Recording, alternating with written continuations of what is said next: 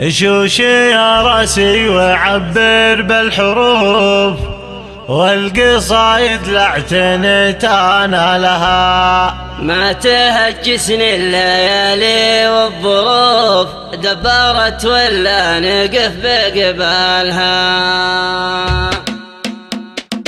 شوشي يا راسي وعبر بالحروف، والقصايد لاعتنيت انا لها. ما تهجسني الليالي والظروف، دبرت ولا نقف بقبالها. قال ابو سالم على زين البلوف، وارد اليابان حي قبالها. رحبنا دار الكرم واهل الضيوف، ذي عن الجودات هذا حالها. دار ابو صالح مقاديم الصفوف، والرجال الجود حسب افعالها. لا زهمته مثل ما برق القنوف، راعي الفزعات تتعنى لها. نشهد انه بندقي فوق الكتوف، للشدايد بركت باحمالها. علي الهمه كما برق السيوف، لو حسبت انواعها واشكالها. بنا وضح والنقط فوق الحروف، بالرسايل بثاها وارسالها. فزعته الاخرش يسوقوها صفوف، كان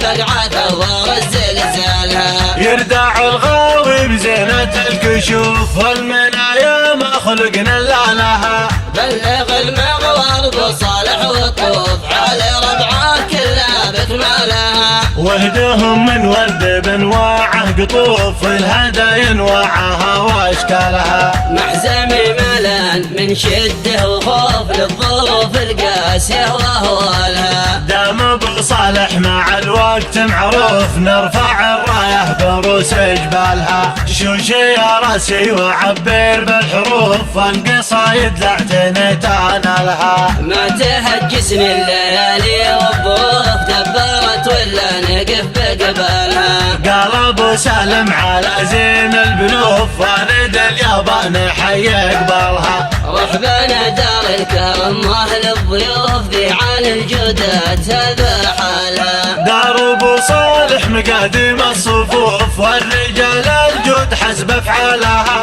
لا زهمته مثل ما برق القنوف، راعي الفزعات تتعنى لها. نشهد انه بندقي فوق الكتوف، للشدايد بركت باحمالها. علي الهمه كما برق السيوف، لو حسبت انواعها واشكالها. بنا وضح والنقط فوق الحروف، بالرسايل بثاها وارسالها. فزعته الاخرش يسوقوها صفوف، كان بقعه ثوار الزلزالها. يردع الغاوي بزينة الكشوف، والمنايا ما خلقنا الا لها. بلغ المغوار بصالح والطوف، على ربعه كلها بكمالها. وهدهم من ورد بانواعه قطوف، الهدايا انواعها واشكالها. محزمي ملان من شده وخوف، للظروف القاسيه واهوالها. دام ابو صالح مع الوقت معروف، نرفع الرايه بروس جبالها. نرفع الرايه بروس جبالها.